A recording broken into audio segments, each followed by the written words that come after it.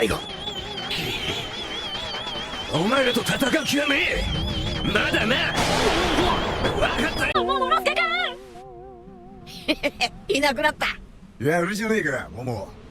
出番なしか。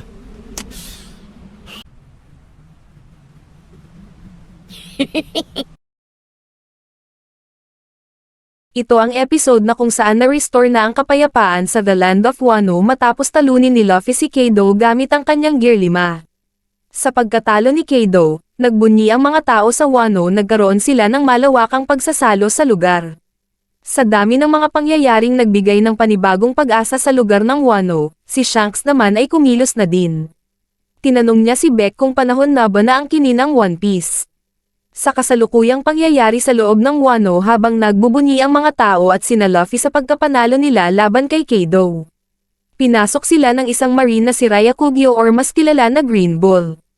Ang layunin niya ay tugisin si Luffy habang mahina pa daw matapos ang kanyang laban kay Kaido.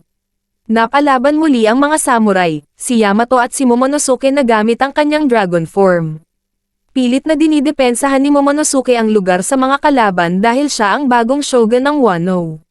Ayaw niyang magdepende sa mga taong tumulong sa kanila na mapalaya muli ang Land of Wano. Gusto niyang gamitin ang kanyang lakas mismo para depensahan ang kanilang lugar. Kaya hindi pumayag si Momonosuke na sumali sa laban si Yamato at yun ang kanyang paninindigan. Patuloy ang labanan ng mga samurai at ni Green Bull para hindi masagabal ang pagbubunyi ng mga tao at ang grupo ni Luffy. Walang magawa ang mga samurai kung paano nila matatalo ang marine na nag-transform ng isang malaking kahoy.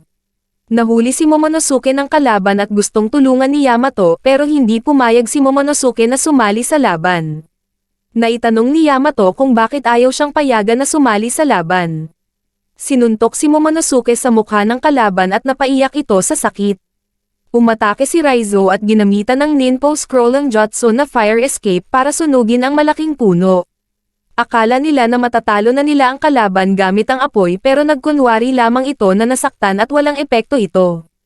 Pinaghandaan pala ni Green Bull ang kanyang mga kahinaan kaya pala nakayanan niya ang init ng apoy. At yun na nga, nawala lang ng ganong kadali ang mga apoy. Tinusok si Raizo ng kanyang matulis na kahoy at sinipsip ang lakas nito at biglang pamayat na parang naging matanda. Nahuli ang mga samurai pati si Yamato at nagtataka pa din kung ayaw ni Momonosuke na palabanin siya.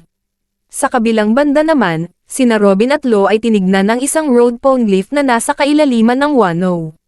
Si Robin ay may kakayahang basahin ang nakasulat sa mga poneglyphs kaya siya ay wanted ng world government. Bukod sa road poneglyph na kanilang natuklasan, may ibinunyag din ng ama ni Oden na ang ancient weapon na Pluton ay nasa kailaliman pa. Kahit siya mismo ay hindi ito nakita so imposible nila itong makita.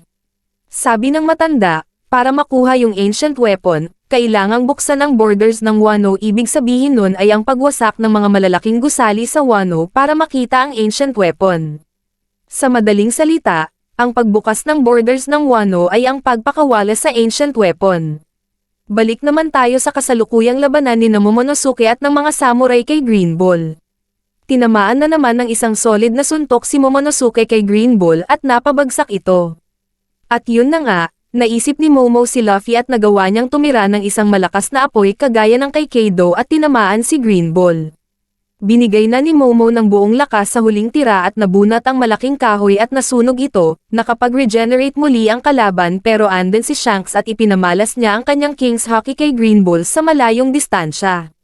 Tinamaan ng Color of the Supreme Haki ni Shanks si Green Bull at nanginginig sa takot ito. Doon niya nakilala na ang haki na kanyang naramdaman ay galing kay Red Hair Shanks. Hindi nagustuhan ni Shanks ang mga galawan ng Navy. Aatakihin ng isang kalaban na kakagaling lamang sa isang matinding labanan at mahina pa. Ang sabi ni Shanks, ganyan na lamang ba ang inyong takot sa bagong era na umusbong? Sa takot ni Green Bull sa ipinamalas na haki ni Shanks, siya ay umatras sa laban at umalis sa Wano.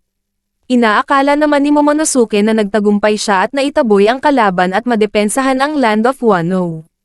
Hindi makapaniwala si Momo na nagawa niyang madepensahan ang Wano na walang tulong galing kina Luffy. At sa huling banda, nanunood lamang pala sina Luffy, Sanji, Zoro at Jinbei kung sakaling hindi makayanan ni Momo ang kanilang laban. Naramdaman din nila ang kakaibang haki kanina at biglang naisip ni Luffy si Shanks.